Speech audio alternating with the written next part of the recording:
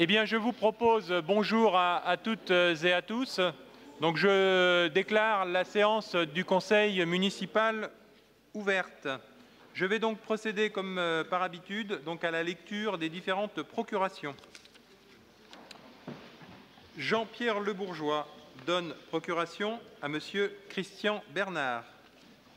Madame Bourdonnet donne procuration à Monsieur Civilise ou à Monsieur Catherine. Eliane Hardy donne procuration à Monique Picot. Hervé Corbin donne procuration à Régine Villedieu.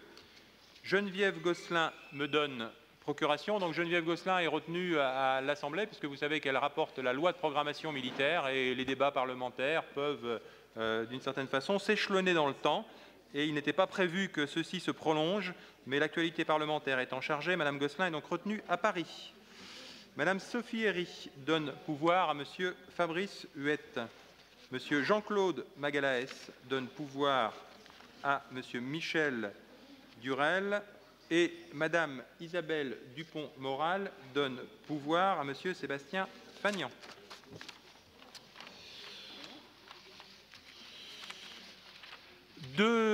Une communication diverses en introduction de ce conseil pour vous informer, mais vous avez peut-être suivi l'actualité dans la presse, c'est que la ville de Cherbourg-Octeville a été honorée par un certain nombre de distinctions.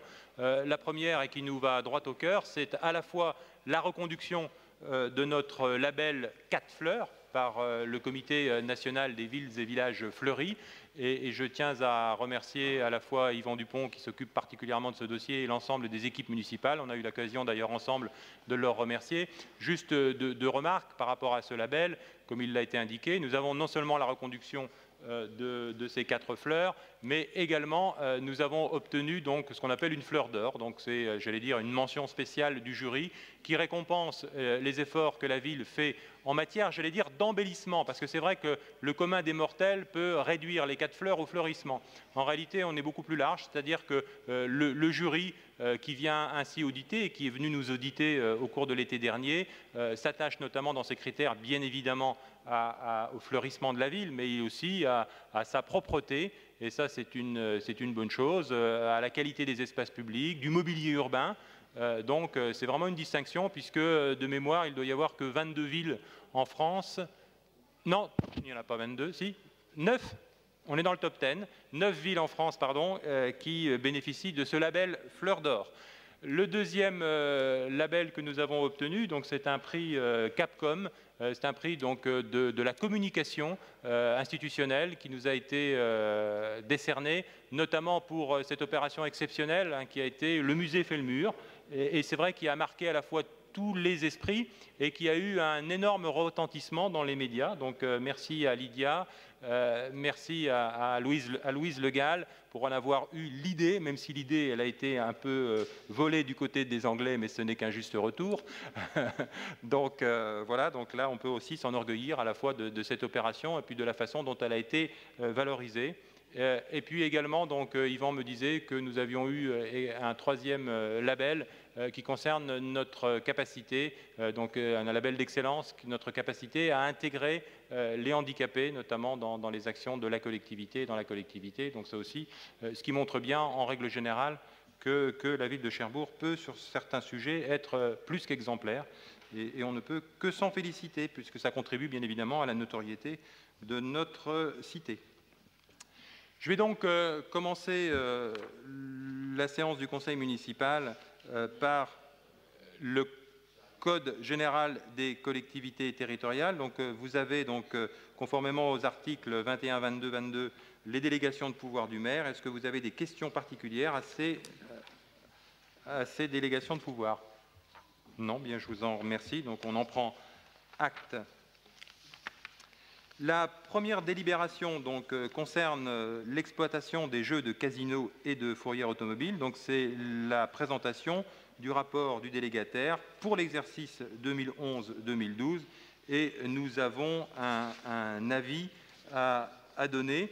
Donc, vous avez vu que dans le cahier des charges, notamment, celui-ci fait état que le casino doit verser donc, à la commune 10% de son produit brut de jeu, qui est diminué bien évidemment de l'abattement légal. Donc nous avons touché une première somme de 378 000 euros, un peu plus de 318 000 euros, auquel d'ailleurs est venu s'ajouter une somme supplémentaire d'une part progressive de 170 000. Ça veut dire qu'en clair, le casino a fourni à la ville de Cherbourg-Octeville une dotation de 548 000 euros, donc ce qui n'est pas négligeable, dont une partie, mais c'est le cahier des charges qui le précise, puisque je crois qu'il y a eu cette question en commission des finances, une partie, donc, mais c'est le cahier des charges, hein, l'affecte au CCAS. Le reste, il n'y a pas d'affectation particulière. Je crois qu'il va y avoir peut-être des questions, donc, mais Pardon. Mais vous avez tout à fait raison. Que c'était très mal libellé, je trouvais. On octroyait à la ville 370 892 euros et il y avait ces 170 044 qui n'apparaissaient nulle part. Alors, ils apparaissent dans les comptes de la collectivité, mais dans le cahier des charges et tels qu'ils sont mentionnés, il y a en réalité deux versements. Il y a un premier versement et il y a un deuxième versement qui est une répartition, un reversement de ce qui est reversé à l'État. C'est un peu compliqué, hein. Donc il y a un versement direct et un versement indirect. Donc c'est pour ça que nous, en termes de comptabilité publique, on distingue bien évidemment les deux choses et on agrège à un moment donné. Ensuite, vous avez donc le rapport annuel du délégataire en ce qui concerne donc le casino. Donc vous voyez que le casino donc, se livre à une multitude d'activités que sont bien évidemment les salles de jeu, le bar de jour, la discothèque et la brasserie, salle de séminaire, qu'il contribue conformément au cahier des charges à un certain nombre d'animations, ça lui est imposé, et puis que également donc le casino donc contribue à travers un certain nombre de dotations et de subventions, eh bien je dirais à l'animation, au dynamisme de la vie locale, en ayant à la fois des partenariats avec des associations qui sont des associations sportives ou des associations en tout genre. Ce que l'on peut dire quand même, c'est que l'effectif total de l'entreprise, c'est 44 équivalents temps plein. Nous avons, je dirais, la chance d'avoir un casino à Cherbourg et le casino donc, contribue à l'animation de la ville. C'est aussi un élément important dans une ville qui a une vocation touristique et une activité qui, en dépit de la crise, vous avez pu le constater, vous en ferez les commentaires que vous jugerez bons ou pas, mais qui continue d'une certaine façon à être peu impacté par les aléas de conjoncture. La crise est quand même là. La crise est quand même là, oui, tout à fait. Mais elles sont quand même, sur certains points, impactées de moindre mesure. Ensuite, pour ce qui concerne la fourrière automobile, c'est un bilan qui est extrêmement partiel puisqu'on a eu donc un changement de délégataire, donc il ne concerne que quelques mois. Ce qu'il faut savoir en règle générale pour la fourrière automobile, notre nouveau délégataire donc, a l'air assez proactif et c'est une bonne chose. À titre d'information, le cahier des charges prévoit à peu près l'enlèvement de 301, je crois que c'est 301 véhicules par an. 301 véhicules par an, c'est, je dirais, ce qui a été cadré dans le cadre du cahier des charges de la délégation de service public et qu'à ce titre, donc, ces véhicules, ils peuvent être enlevés soit par demande de la police nationale ou de la police municipale. C'est une activité, je veux dire, qui est aussi consubstantielle des règles de stationnement sur la voie publique et on ne peut que se féliciter là aussi d'avoir un prestataire qui remplit ses obligations que nous lui assignons et qui était réactif à partir du moment où il y a un avis d'enlèvement des véhicules, donc qui est prononcé soit par la police nationale ou par la police municipale. Monsieur Humbert, vous souhaitiez prendre la parole. C'est uniquement un complément concernant le casino. Il y a une partie pourboire jeu de table. Ce montant de 21 048, est-ce que c'est intégré dans le salaire et que la direction paie ça en moins, si on peut dire, à sa charge pour les salaires, ou est-ce que ces 21 048 est un supplément de pourboire, comme on appelle un pourboire, en sus du salaire? Monsieur Humbert, c'est la question type qu'il faut poser en commission. Ah ben, Hein, mais dans la mesure où on a le temps de vous apporter. Ah bah excusez-moi, alors si vous n'étiez pas là... J'étais pas là, il y avait que Madame Champlain qui était là. Qui n'est... Voilà, bon, on vous apportera la réponse. Hein. Moi, je vous le dis très honnêtement, Parce je que ne peux c'est pas quand vous même- donner la c'est- réponse dans l'immédiat. C'est important quand même. Si les services, dans le temps qui est imparti à son conseil municipal, ont des éléments, on vous les apportera en cours de réunion, mais sinon, on vous fera une réponse écrite. Hein, et on vous fera une réponse J'ai écrite. pas besoin d'écrire. Non, mais ça permettra, quand je dis une réponse écrite, on la fera partager à l'ensemble des conseillers municipaux. Comme ça pourra peut-être les inciter à augmenter ou à diminuer leur pourboire en fonction de la destination finale de celui-ci, pour ceux qui fréquentent l'établissement. Pour ces rapports donc, et l'approbation de ces rapports des délégataires, qui vote contre, qui s'abstient, rapport adopté à l'unanimité. La délibération suivante donc, concerne notre politique d'amélioration de l'habitat. C'est la traditionnelle aide au ravalement de façade.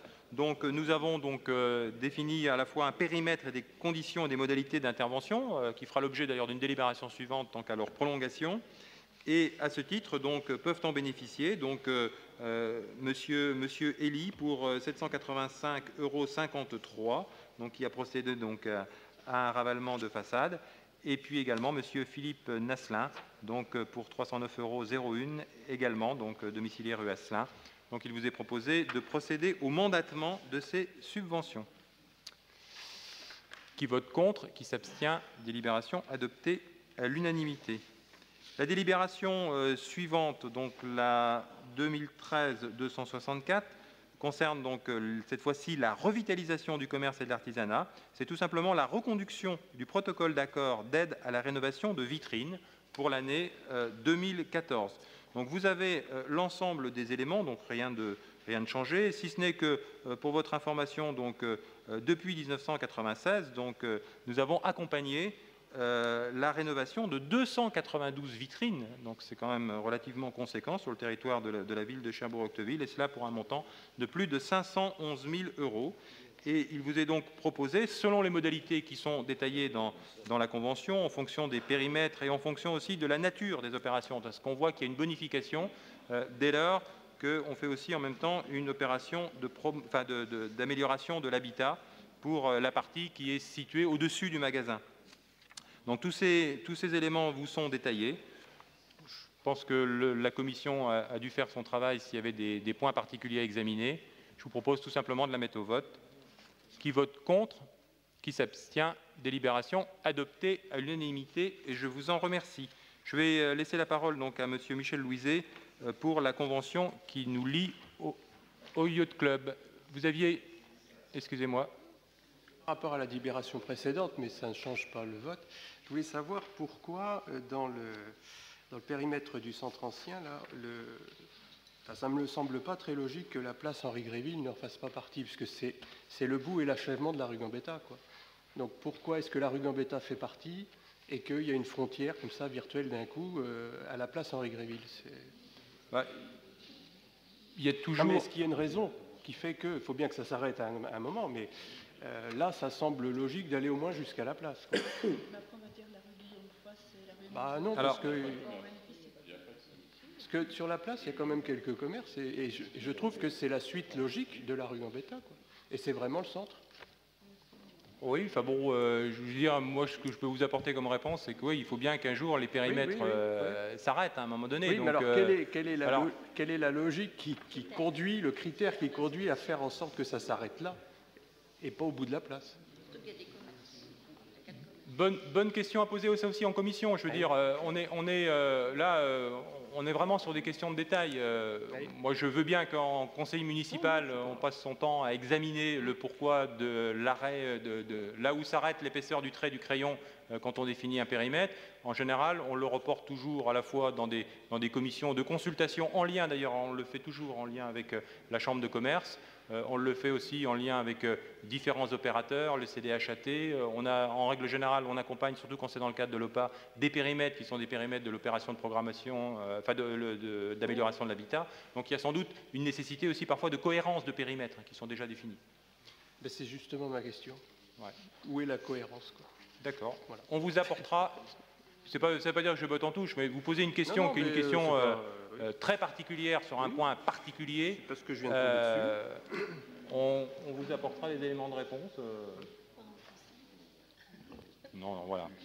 Parfait. Je laisse la parole à Monsieur Louiset pour parler du port du Yacht Club. Pardon. Donc, prolongation de la convention liant le Yacht Club de Cherbourg et la ville de Cherbourg-Octeville dans le cadre de la concession plaisance. Donc, nous avions une convention qui liait ces deux institutions pour une durée de 30 années, et 35 ans, et cette convention expirait au 1er octobre 2011. Donc, nous avons démarré les travaux de la capitainerie, nous allons démarrer au mois de janvier les travaux du restaurant L'Équipage, et nous allons remettre en cause une nouvelle convention qui nous liera directement, et non plus le Yacht Club avec l'équipage, mais l'équipage directement avec la ville de Cherbourg par l'intermédiaire d'une convention, et une convention également pour lier le Yacht Club à la ville de Cherbourg. Mais nous ne pourrons faire ça qu'à la fin et à la réalisation des travaux. Donc c'est la raison pour laquelle nous vous proposons de prolonger cette convention jusqu'à la fin des travaux, et nous vous proposerons 2 nouvelles conventions dans le cadre d'un prochain conseil municipal qui définira les nouvelles règles du jeu entre les différentes institutions. Pas de remarques particulières. Qui vote contre? Qui s'abstient? Donc délibération adoptée à l'unanimité. En l'absence donc de Madame Gosselin, donc c'est moi qui vais rapporter donc ces différentes délibérations. J'en ai encore une. Oui. Excuse-moi Michel, non, mais la révision des tarifs. Voilà, tarification 2014 oui. Pour le port de Plaisance. Donc nous nous sommes calés sur l'ensemble des révisions des tarifs municipaux. Donc nous appliquerons une augmentation de 2% sur les tarifs du port de Plaisance, que ce soit sur les concessions ou que ce soit sur les amodiations de place. En sachant qu'au 1er janvier, il y a une augmentation de la TVA qui passe de 19,6 à 2%, donc à 20%, de 19,6 à 20%, et que ces 0,4% seront appliqués en sus, puisque c'est une augmentation de la TVA, en sus de l'augmentation normale des tarifs. Qui vote contre? Alors, pardon. Alors, la totalité de ces tarifs ont été soumis à l'approbation de l'ensemble des usagers du port, des 4 associations avec lesquelles nous travaillons régulièrement. Donc, nous avons eu un avis favorable de l'ensemble des associations et des professionnels du port, puis qui ont été consultés de la même façon pour les tarifs de leurs amodiations. Je vous propose, s'il n'y a pas d'autres commentaires, je vous propose de soumettre cette délibération aux voix. Qui vote contre? Qui s'abstient? Une abstention. Donc délibération adoptée, moins une abstention. Cette fois-ci, donc, on passe donc à la délibération de Madame Gosselin, donc la délibération 2013-237, concernant l'espace d'activité économique des Vindis, donc sur la 2e tranche, et la signature d'un bail commercial avec la société Euroscript Service, alias Eurodoc, hein, c'est une société qui s'appelait Eurodoc. Donc cette société, donc Euroscript Service, donc, qui est d'ailleurs par ailleurs locataire d'un certain nombre de bureaux au sein de la 1re tranche, a sollicité donc une extension, si on peut dire, du nombre de mètres carrés qui soient mis en location, et il vous est proposé donc de lui consentir un bail commercial d'une durée de 9 ans, donc avec un indice, avec un loyer annuel donc de 44 137,82 € hors taxes par an, et qui va pouvoir évoluer en fonction de l'indice du coût de la construction et de l'habitation. Qui vote contre? Qui s'abstient? Délibération adoptée à l'unanimité. La délibération donc 236-2013 relative à une convention de servitude qui est applicable aux ouvrages de distribution électrique et notamment la pose d'une ligne électrique qui a été effectuée d'ailleurs, boulevard Mendès France. Donc il s'agit de conclure avec la société ERDF donc une convention qui l'autorise à implanter donc cette canalisation souterraine sur une longueur totale d'environ 21 mètres. Les travaux se sont déroulés d'ailleurs dans de bonnes conditions. Oui, ils ont été réalisés pendant l'été, et ça nous a permis de réalimenter dans de bonnes conditions la totalité des riverains, parce qu'il y avait quelques problèmes dans ce secteur-là. Qui vote contre? Qui s'abstient? Délibération adoptée à l'unanimité. La délibération 262 va vous permettre de découvrir, donc, pour ceux qui ne le savaient pas, que la ville de Cherbourg-Octeville est propriétaire d'une ferme, dans le cadre du legs d'Emmanuel Lié, et ceci dit sur la commune d'Ardinva. Donc cette délibération a pour but, puisque cette ferme n'est pas exploitée en régie, elle est confiée donc à un fermier par le biais d'un bail. Donc il vous est proposé d'autoriser donc le renouvellement du bail à ferme, donc qui est conclu avec l'exploitant de cette ferme du Rocher qui est située à Ardinva. Et qui est quand même une ferme assez conséquente, puisqu'elle a une superficie de plus de 29 hectares. Qui vote contre? Qui s'abstient? Donc, délibération adoptée à l'unanimité. Enfin, donc, la délibération 240, donc c'est une délibération qui va nous permettre peut-être de parler de la situation du groupe Altisia. Puisqu'il s'agit de consentir un avenant au bail de la société chapitre.com. Donc vous savez que le groupe Altisia, donc, dont le nom de marque est connu sous le nom de Chapitre, exploite les enseignes Forum et Chapitre.com. Donc il a conclu en décembre 1998 un bail commercial avec la ville pour l'installation d'un magasin culturel qui est situé place Centrale.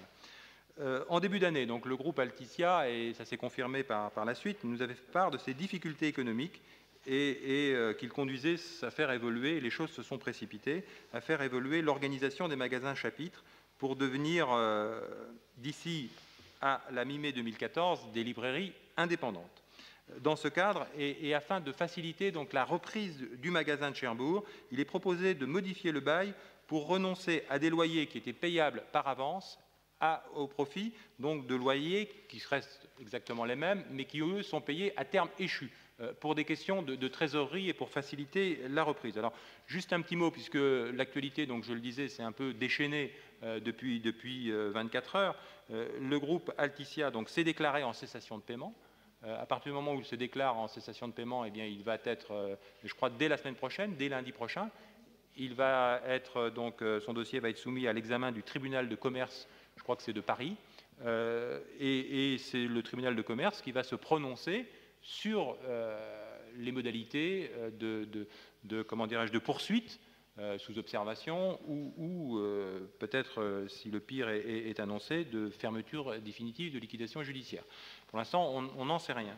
Toujours est-il que cette enseigne possède 57 magasins au niveau national, plus de 1200 salariés. Donc, vous savez que le secteur de la distribution de livres se trouve en très grande difficulté, et notamment, on l'a bien vu avec l'actualité, avec la disparition de Virgin, en ce qui concerne pas que le livre, mais en général un certain nombre de produits qui sont aussi associés, des difficultés au niveau de la FNAC.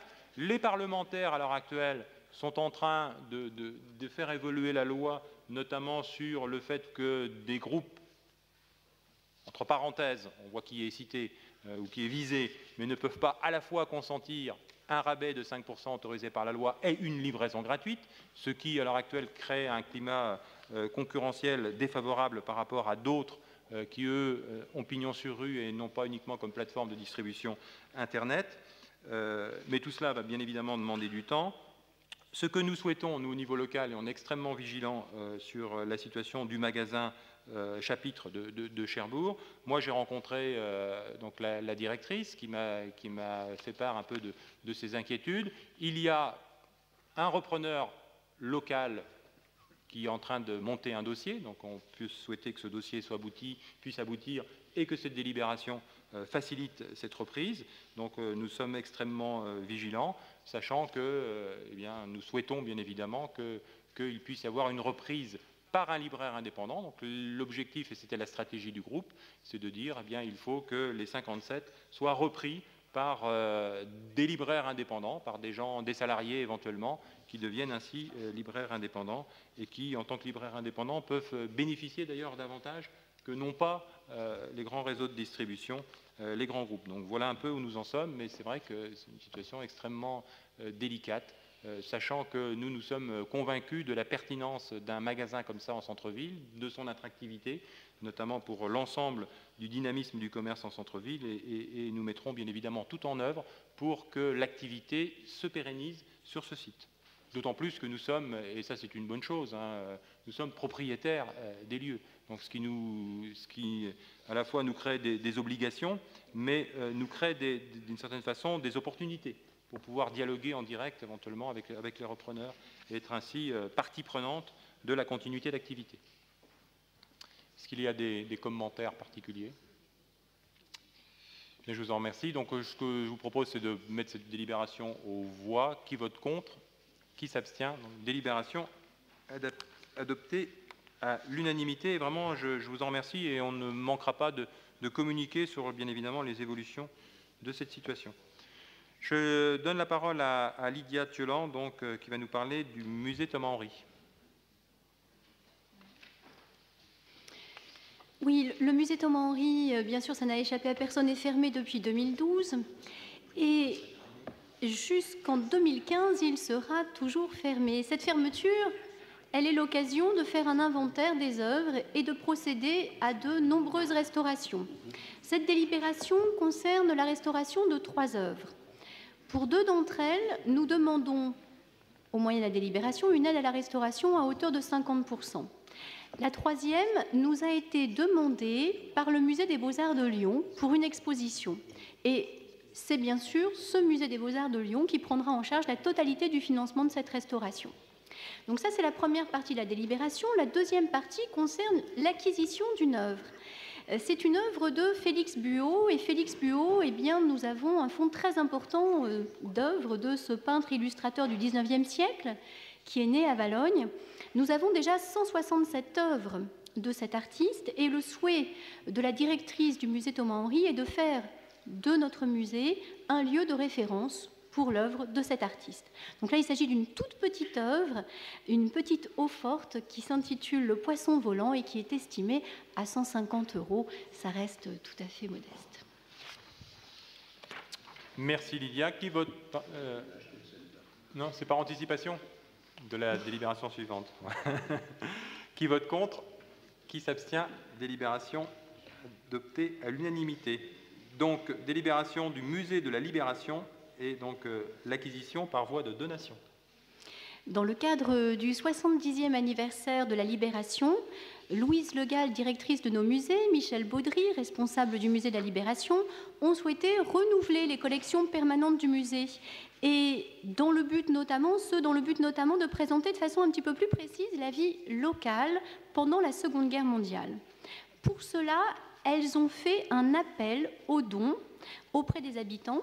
Et dans cette délibération, eh bien, vous trouvez une liste d'objets qui sont proposés à l'acquisition par voie de donation. Donc j'en profite pour remercier très chaleureusement les donateurs, grâce à qui nos collections vont être renouvelées, Madame Combuchène, Madame Lemierre, Madame Hamel et Monsieur Lepetit.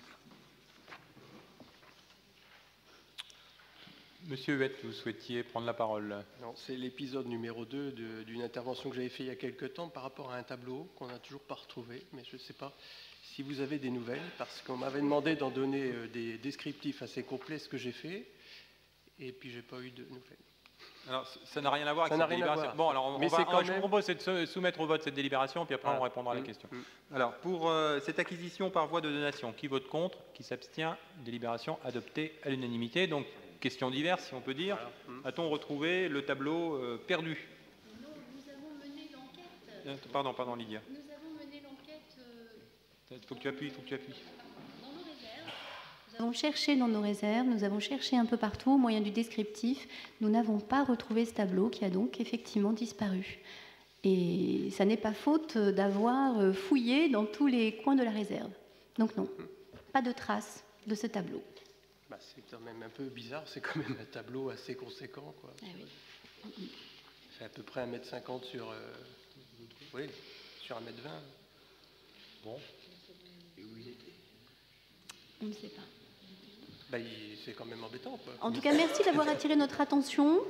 Oui. C'est une partie de notre patrimoine, donc évidemment, comme d'habitude, on y est attentif, mais là, malgré toutes les recherches, impossible de mettre la main dessus, et pourtant, évidemment, puisque nous avons en ce moment des travaux, ça nous donne l'occasion d'avoir une vue très complète sur l'ensemble de nos réserves et de ce qui s'y trouve. Ok. On va voir donc juridiquement quelle est la suite à donner par rapport à cet élément. Je vous propose de passer donc à la délibération suivante qui concerne donc le 70e, la programmation du 70e anniversaire de la bataille de Normandie. Alors, en fait, là, il s'agit d'une délibération qui présente les projets qui sont menés par le musée de la Libération dans le cadre du 70e anniversaire, mais... Et évidemment, par cette délibération, nous allons chercher des subventions auprès de l'État, de la région et du département pour ce programme-là. Mais le programme de cet anniversaire à la ville de Cherbourg-Octeville ne se limite pas à ce qui est présenté dans cette délibération et qui ne concerne que le musée en lui-même. Et je dirai un petit mot à la fin de cette présentation de la délibération sur ce qui constituera l'ensemble du programme de cette manifestation. De façon générale, ce que l'on peut dire, c'est que nous organiserons cet anniversaire du 70e autour de deux grands axes. Le premier, c'est restaurer une fois encore la place majeure du port de Cherbourg dans l'histoire de la bataille de Normandie, une place qui a trop souvent été oubliée.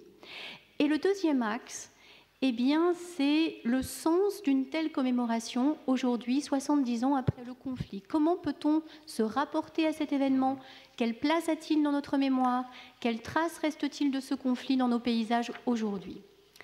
Au Musée de la Libération, en plus de cette rénovation que nous avons évoquée, dans plusieurs salles, il y aura la présentation de 2 expositions temporaires ainsi que l'installation définitive d'un dispositif multimédia. Notons au passage que l'ensemble de ces projets ont reçu le fameux label 70e anniversaire décerné par la région Basse-Normandie. La première exposition temporaire du 1er février au 15 avril s'intitule « La route de la voie de la liberté ». Ce sera une exposition de photographies d'un artiste qui s'appelle Bruno Elisabeth. Ce sont des photographies très étonnantes des bornes kilométriques que vous connaissez, ces bornes qui jalonnent la voie de la liberté et qui aujourd'hui parfois sont complètement invisibles parce qu'elles sont rentrées dans le paysage, parfois sont complètement oubliées et négligées. Du 8 mai au 30 novembre, il y aura une deuxième exposition qui s'intitule « Alliés, ennemis et après ». Une exposition qui reprendra l'histoire de l'évolution des mentalités à Cherbourg-Octeville, des relations avec les États ennemis devenus amis, amis et restés amis, l'histoire de la reconstruction également de l'identité de la ville après l'occupation. À partir du 25 juin, on trouvera un dispositif multimédia dans une des salles qui est la salle qui permet d'avoir une vue sur l'ensemble de la ville de Cherbourg-Octeville. Vous savez qu'on est très bien situé au Musée de la Libération, on a vraiment une vue sur la ville qui est la plus belle de tout le secteur. Une grande tablette tactile sera installée dans cette salle, une tablette sur laquelle le visiteur pourra naviguer et qui lui permettra d'accéder à énormément d'informations, de documents et de photographies d'époque, ce qui permettra de mieux visualiser à quoi pouvait ressembler notre ville à l'époque.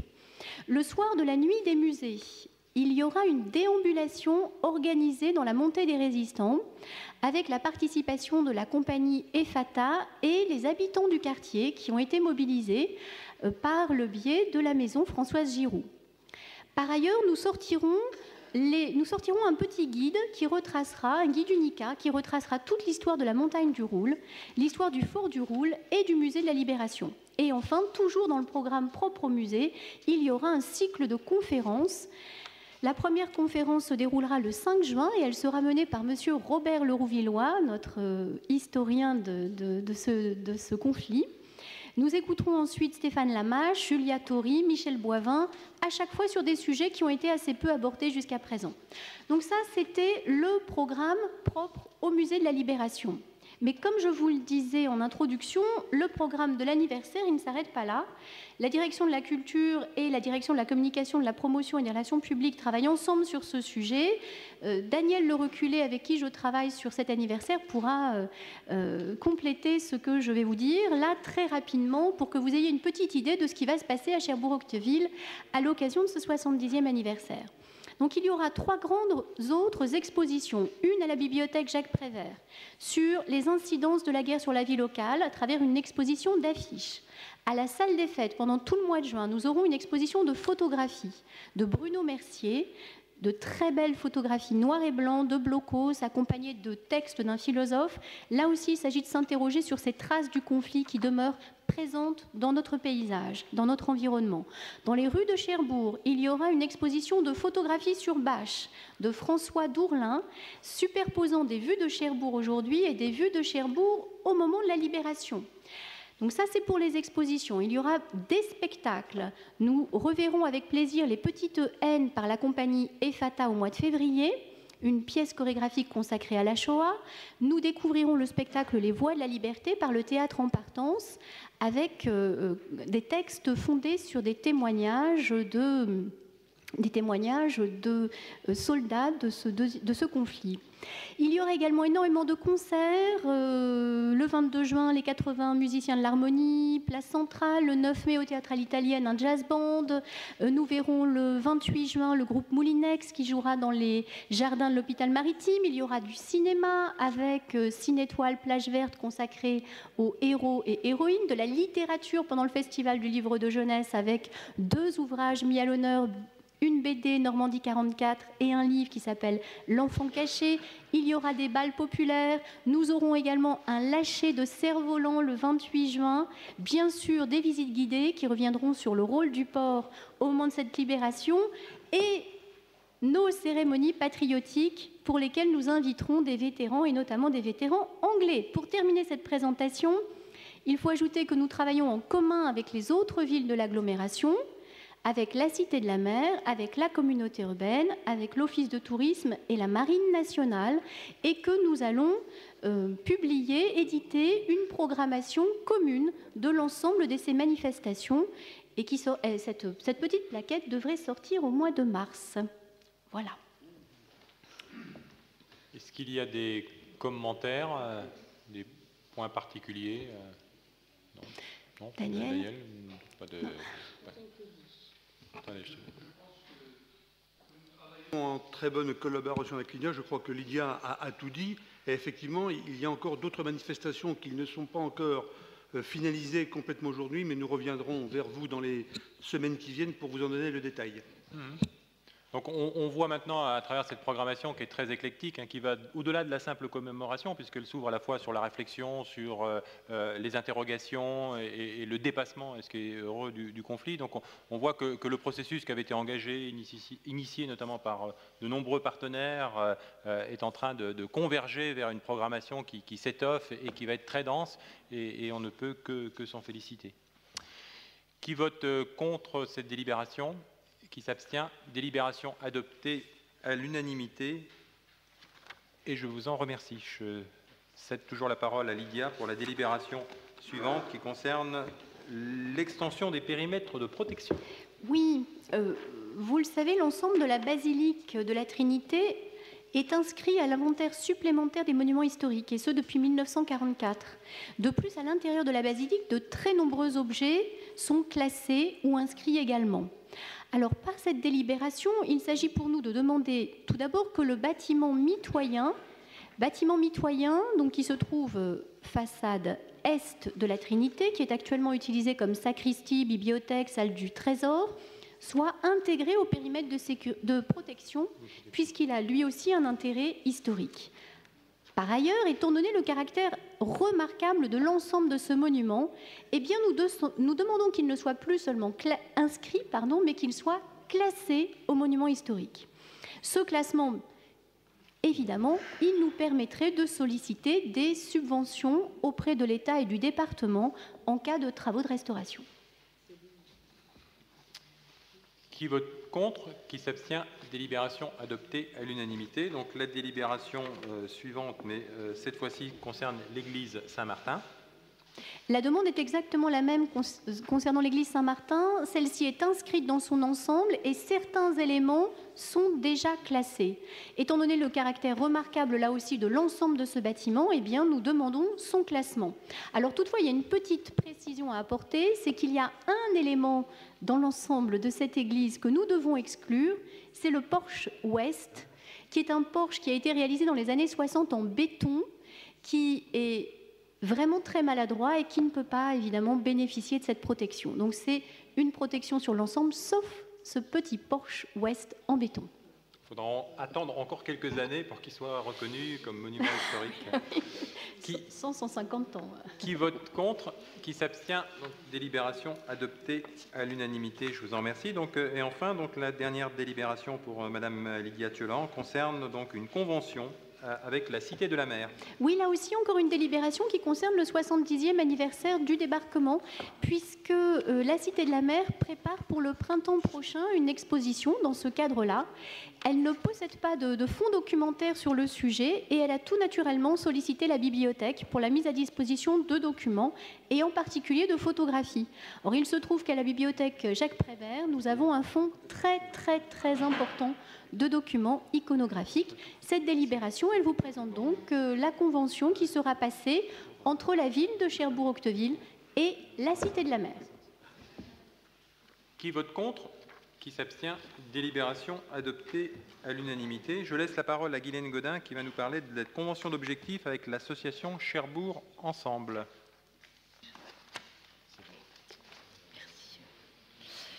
Oui, donc cette délibération nous permet de signer une convention d'objectifs avec l'association Cherbourg Ensemble afin de les aider à pouvoir leur verser une subvention de 22 000 € dans le cadre des animations du marché de Noël.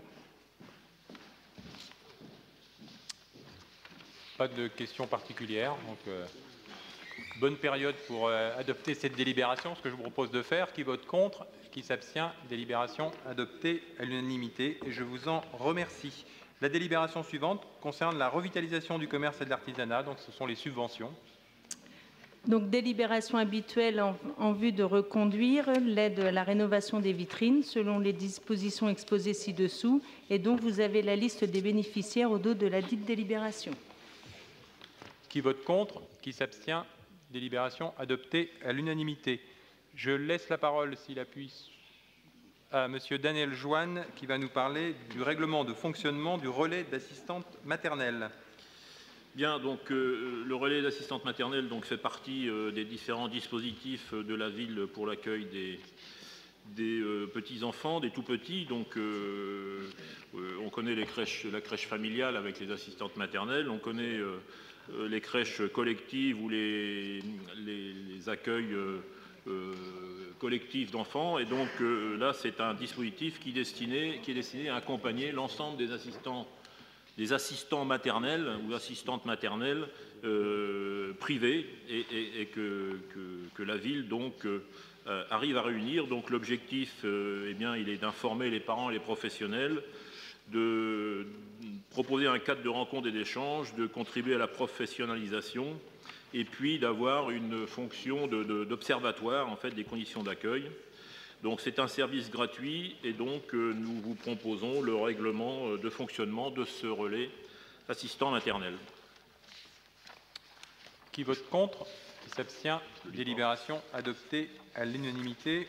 On passe donc maintenant à la participation au projet TA, donc qui concerne l'école élémentaire Gilbert Zola. Donc l'école élémentaire Gilbert Zola donc s'est inscrite dans un projet national qui est le projet TA. Donc c'est un projet qui est monté par l'OCCE. L'OCCE donc est un organisme qui gère en fait les coopératives scolaires des écoles. Donc 25 classes de la région participeront et il s'agit donc de sensibiliser les enfants sur le théâtre au moyen de la découverte des auteurs parrains de l'action, donc Claudine Galéa et Jean-Pierre Canet. Donc vous avez le descriptif de ce qui vous est proposé. C'est un budget global pour l'école qui s'élève à 2 078 € et nous vous proposons d'entrer dans ce budget pour 1 228 €. Qui vote contre? Qui s'abstient? Délibération adoptée à l'unanimité. Je laisse la parole à Muriel Josot-Marinier qui va nous parler donc de la MJC, la Maison des Jeunes et de la Culture. La ville de Cherbourg-Octeville a signé une convention d'objectifs avec la MJC pour 3 ans, donc de janvier 2012 à fin 2014. Le point formation jeunesse, qu'on appelait le PIGE, dépendait de la MJC. Ces déficits chroniques au PIGE ont contraint la MJC à faire cesser cette activité. Donc sa fermeture en février dernier entraîne des modifications dans la rédaction de la convention d'une part, d'où l'avenant qui est joint à cette délibération. Et d'autre part, la ville a souhaité accompagner financièrement la MJC dans cette cessation d'activité. Il vous est donc demandé d'autoriser, Monsieur le maire, à modifier effectivement la convention d'objectifs par un avenant et à verser une subvention de 55 273,70 €. Voilà. Deux éléments d'information complémentaires. Cela ne veut pas dire que l'information jeunesse disparaît sur le territoire de la commune. Je tiens absolument à vous rassurer. Non, elle prend d'autres formes. On le voit très bien. Autrefois, on avait ce qu'on appelait les bureaux d'information jeunesse, qui ont été créés il y a peut-être une trentaine d'années, à l'époque où d'une part il n'y avait pas Internet et il n'y avait pas d'organisme spécialisé un peu en charge de la jeunesse. Ensuite, petit à petit, donc, se sont mis en place des structures. Je pense notamment à la mission locale. La mission locale, d'ailleurs, qui est une antenne qui est Alexandre III, donc qui est portée par la Maison de l'Emploi et de la Formation, qui donne de multiples informations, notamment sur l'insertion professionnelle des jeunes, sur la formation.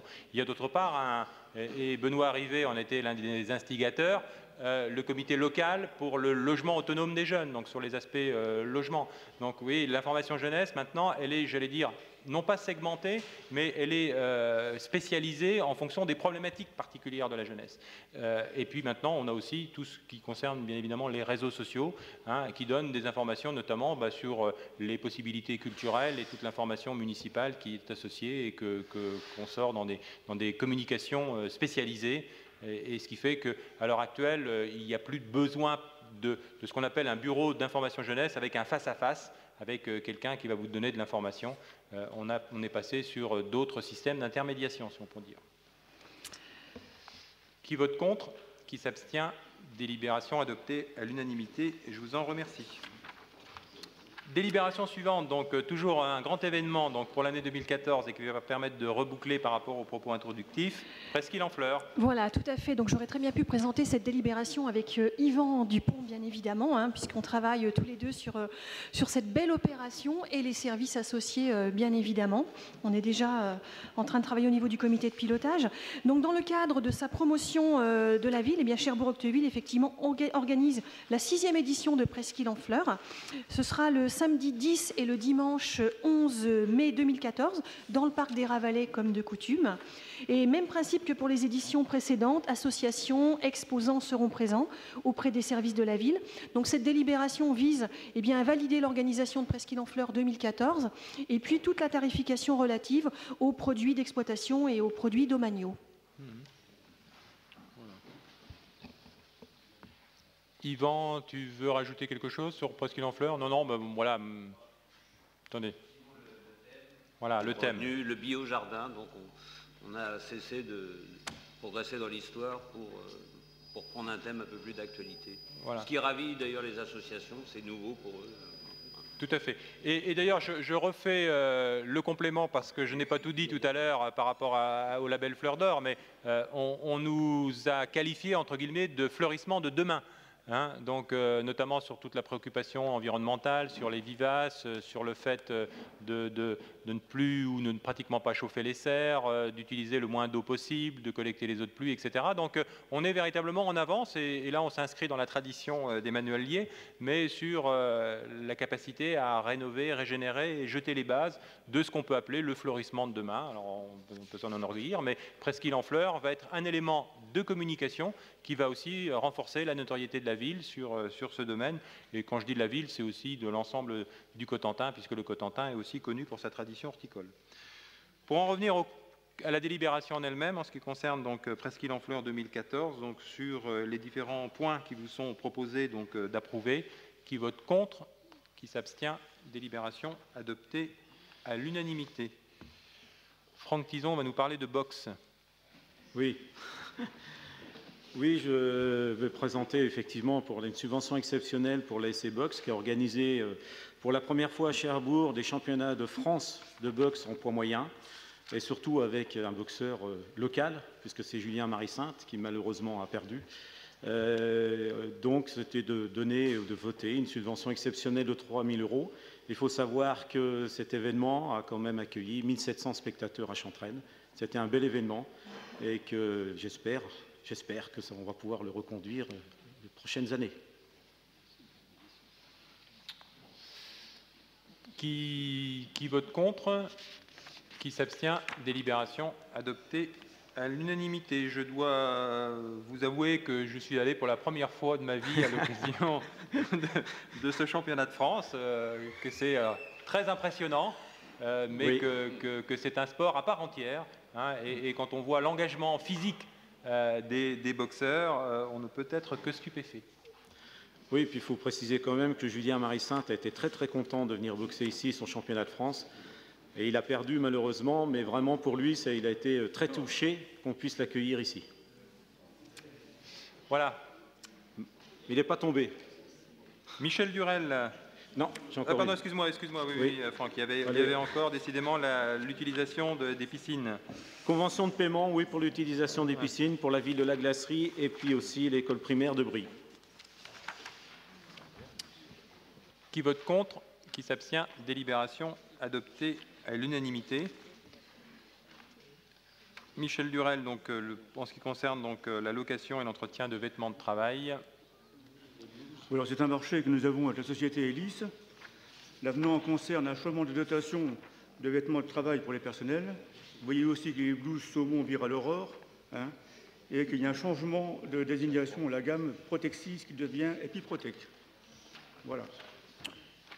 Délibération très technique, qui vote contre, enfin esthétique en même temps, qui vote contre, qui s'abstient. Délibération adoptée à l'unanimité. Travaux de réhabilitation du CIO et du CLDP. Voilà, là, ce sont les deux marchés qui restaient, les deux lots pardon, qui restaient attribués. Ils ont fait l'objet d'un marché négocié. Le lot numéro 4, menuiserie intérieure, c'est l'entreprise Lefer. Le numéro 5, plafond suspendu, c'est également l'entreprise Lefer. Qui vote contre? Qui s'abstient? Délibération adoptée à l'unanimité. Daniel Chenina, en ce qui concerne le matériel informatique déclassé. Oui, merci Monsieur le maire. Comme souvent, donc, du matériel informatique est déclassé, nous en faisons donc à des associations. Une association nous a sollicité, Mieux Vivre au Roule, dont la présidente est Madame Suzanne Morin. Donc nous allons lui remettre du matériel déclassé. Qui vote contre? Qui s'abstient? Délibération adoptée à l'unanimité. Charte de la vie nocturne.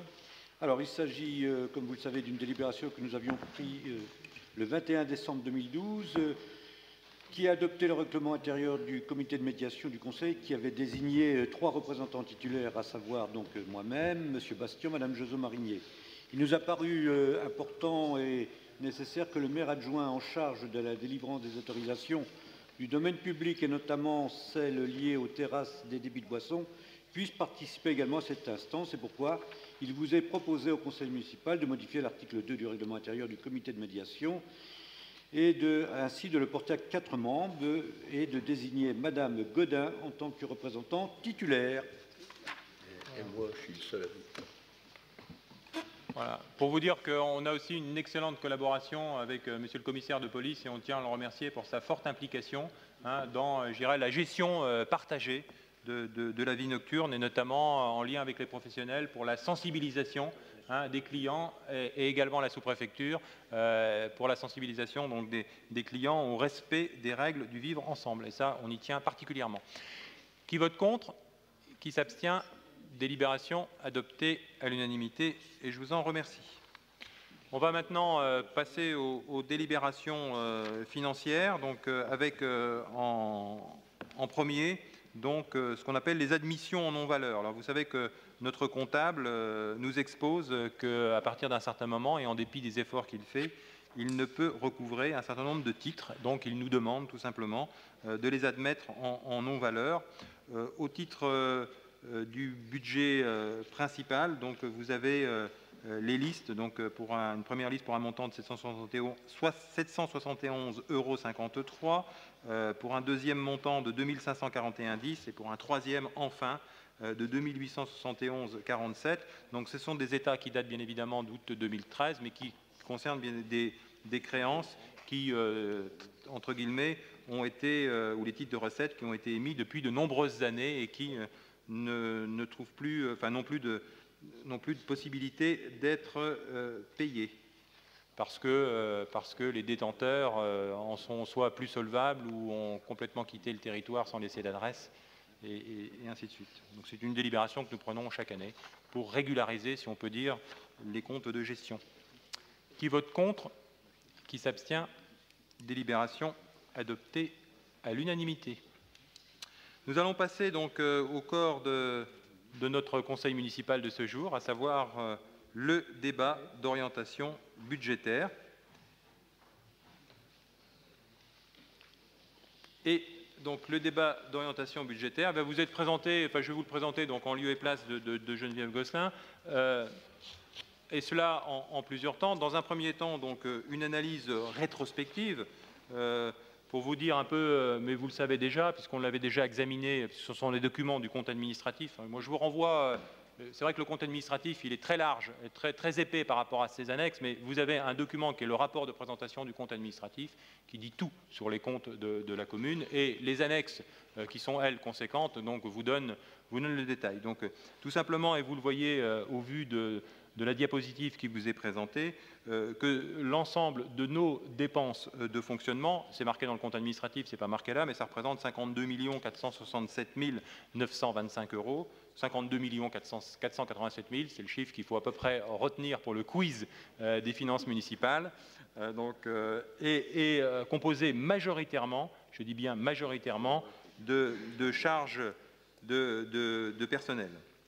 Alors, les dépenses de personnel, donc, est assimilée, donc elle représente 57,26% du compte administratif 2012, donc elle représente, enfin, au compte administratif 2012 des dépenses de fonctionnement. Bon, pourquoi? Parce que nous avons, nous, bon nombre de services en régie directe. Je prendrai notamment le cas, on a parlé de la 4e fleur et de la fleur d'or, mais nos jardiniers font partie des services municipaux. On n'est pas passé par une entreprise de prestations extérieures. D'ailleurs, on peut faire un calcul en ce qui concerne donc, notamment la production de fleurs, on avait calculé d'une certaine façon que c'était beaucoup plus avantageux pour la collectivité d'en avoir la maîtrise technique à travers la régie et à travers le service embellissement. Donc nous avons beaucoup de choses en régie, donc ce qui explique tout à fait normalement et naturellement que nos charges, nos dépenses de personnel soient élevées. Ces dépenses, donc les dépenses de fonctionnement en règle générale, elles sont peu flexibles ou elles sont rigides, ça dépend comment vous prenez les choses, parce que leur évolution dépend d'un certain nombre de décisions qui sont des décisions nationales et d'effets mécaniques de croissance de la masse salariale, qui va d'ailleurs nous impacter en 2014 par des indices de revalorisation des cotisations, notamment retraite, autant qu'il m'en souvient, la CNRACL, la Caisse nationale des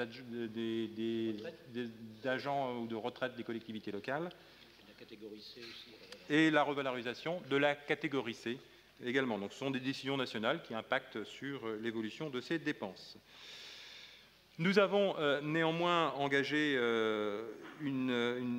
un gel des recrutements externes et une réorganisation des services donc, qui ont été confrontés à des départs en retraite et qui a permis de maîtriser donc, la masse salariale. Donc, à titre d'exemple, donc, le gel des recrutements externes donc, a permis de favoriser la mobilité interne, c'est-à-dire qu'il y a des gens qui ont évolué à l'intérieur de la collectivité. Ainsi, donc, sur 41 départs et demi dans la collectivité, on parle dans l'équivalent temps plein bien évidemment, il y a eu 7,5 postes qui ont été non remplacés, 4 créations, donc nous avons d'une certaine façon économisé, j'aime pas trop le terme économiser, mais nous avons néanmoins 3,5 postes en moins. Pourquoi? Parce qu'en général, on s'aperçoit qu'en faisant un travail approfondi sur la réorganisation des services, on peut arriver comme ça à de la mutualisation et profiter des départs en retraite pour lancer à la fois des projets de service, et moi je pense que c'est une très très bonne démarche que ces projets de service, qui permet de repositionner les missions que doit assumer le service et les moyens dont il doit être doté pour assurer ces missions. Donc ça permet de rebalayer le périmètre et d'affecter donc les moyens correspondants. Si on refait un bilan aussi de la masse salariale, on s'aperçoit que 17 postes ont été remplacés par des mouvements internes, donc c'est bien, ça favorise la mobilité à l'intérieur de la collectivité. Nous avons eu recours à 12 recrutements externes, parce qu'il y a toujours des compétences qu'on n'avait pas, et l'évolution des missions des collectivités nécessite qu'on s'adjoigne des compétences externes. Nous avons également contribué à la déprécarisation d'agents qui étaient sur des situations de contrat à temps limité. Et puis nous avons encore des dossiers en cours. À titre d'information, donc nous avons entre 2008 et 2012 permis de titulariser donc 59 agents qui n'étaient pas titulaires. Donc il y a eu aussi des plans nationaux qui ont été mis en place pour favoriser l'intégration dans la fonction publique des personnes qui étaient en contrat à durée déterminée, puis en contrat à durée indéterminée, avec l'organisation d'un certain nombre de concours internes. Donc nous nous sommes, je l'ai dit, complètement impliqués dans cette démarche. Entre 2007 et 2011, donc les dépenses de personnel ont assez peu augmenté, donc elles ont augmenté de 0,3% par an, alors que la moyenne des autres collectivités était de 1,6%. Ce qui n'a pas été le cas les années suivantes, l'année suivante, puisqu'en 2007 et 2012, donc ces dépenses de personnel ont augmenté donc, en moyenne de 0,85% par an à Cherbourg-Octeville, toujours en deçà, bien évidemment, de la moyenne nationale. En ce qui concerne la partie donc, du budget de fonctionnement, en ce qui concerne les subventions, donc au-delà du personnel, entre 2007 et 2011, donc, les subventions sont restées stables, tandis, et ça c'est important, que les dépenses de fonctionnement des services, elles, ont diminué de 1,7% en moyenne par an, alors que sur la même période, elles augmentaient de plus 1,2% par an dans les autres collectivités. Ce qui veut dire que les services ont fait des efforts considérables de rationalisation de leur méthode de fonctionnement pour arriver donc à économiser le moindre euro et se situer maintenant largement en dessous des ratios qui sont produits par les autres collectivités. Si on regarde maintenant du côté recettes, donc je disais que le chiffre en termes de dépenses était de 52 467 000, les recettes, elles se sont élevées à 60 965 867 euros. Quand on constate que ces recettes, eh bien, il y a deux blocs. D'un côté, deux pôles, 90,71% des recettes sont constituées par deux pôles.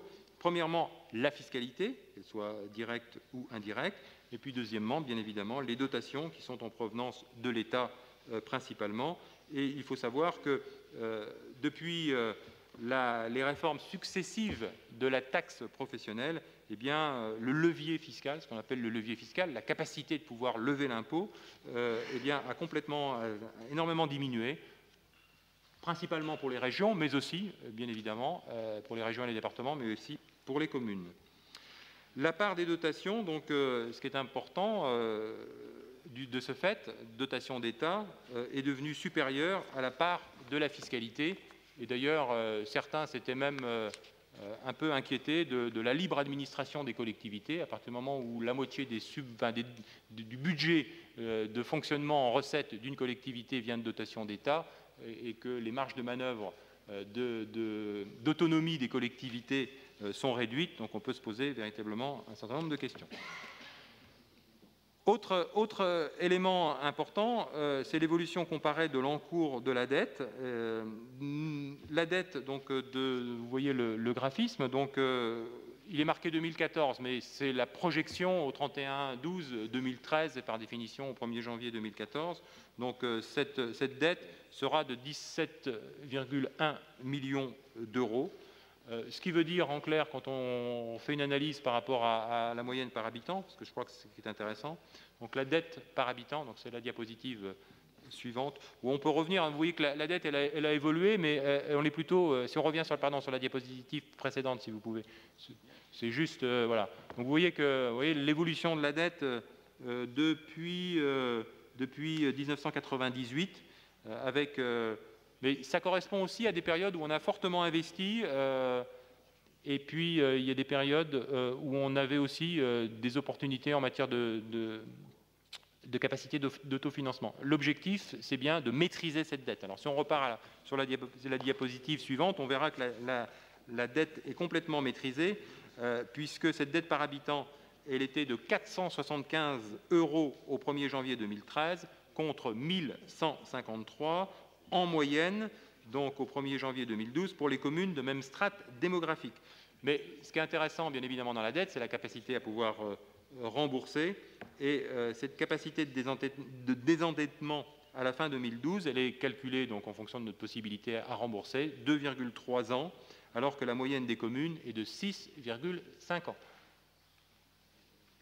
Enfin, donc, grâce aux efforts de gestion qui ont été réalisés depuis plusieurs années, donc, la ville a pu maintenir, et ça c'est important, un niveau d'investissement élevé entre 10 et 12 millions d'euros par an, bien évidemment, tout en maîtrisant l'encours de la dette. On verra que sur 2014, le niveau d'investissement est beaucoup plus élevé, mais on aura l'occasion d'expliquer.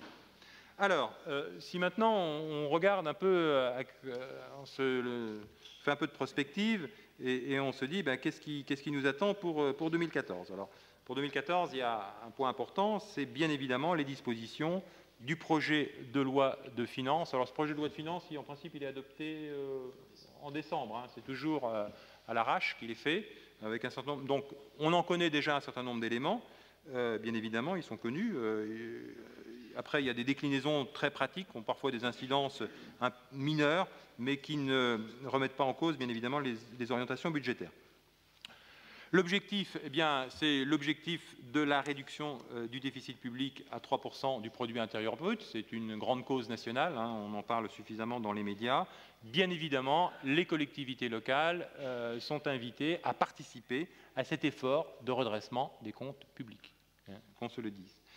Cela va se traduire par ce qu'on appelle la diminution de l'enveloppe normée, c'est-à-dire des concours de l'État aux collectivités locales, à la fois en 2014 et aussi en 2015, avec un effort qui est demandé aux collectivités de 1,5 milliard d'euros dans le cadre de ce que le gouvernement appelait le pacte de confiance et de solidarité.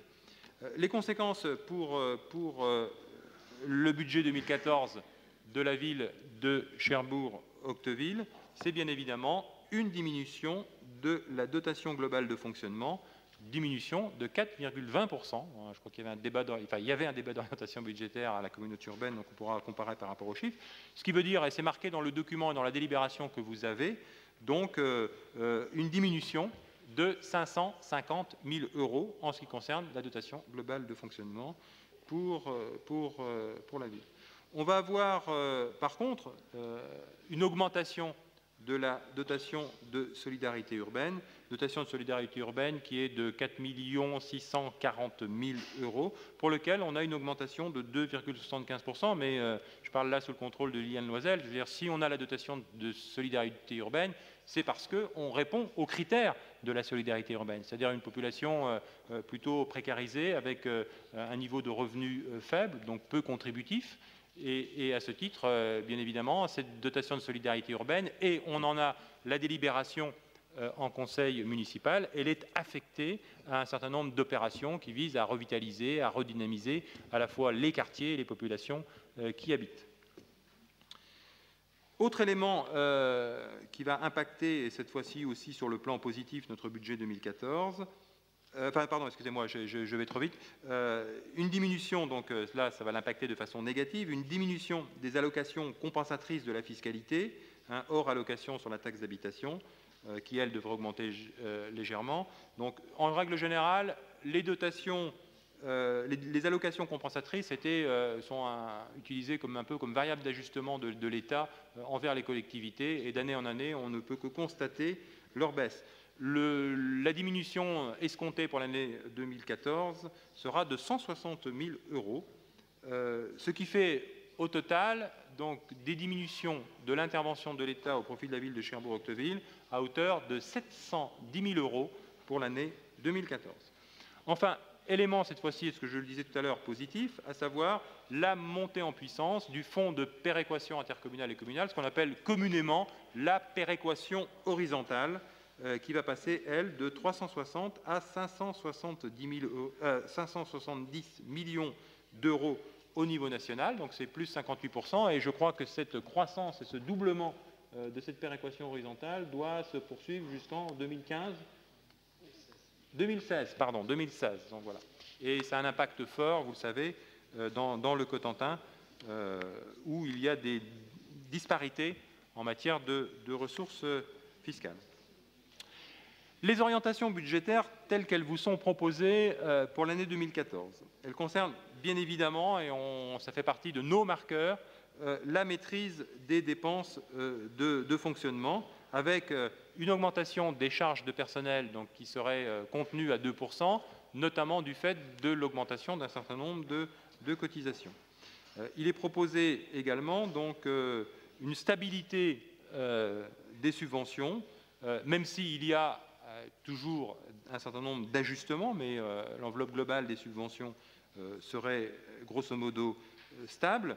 D'autre part, on va constater aussi, et ça c'est un des points positifs, une diminution des frais financiers qui est due à un encours de la dette qui a diminué en 2013. On aura l'occasion d'y revenir tout à l'heure par rapport aux investissements.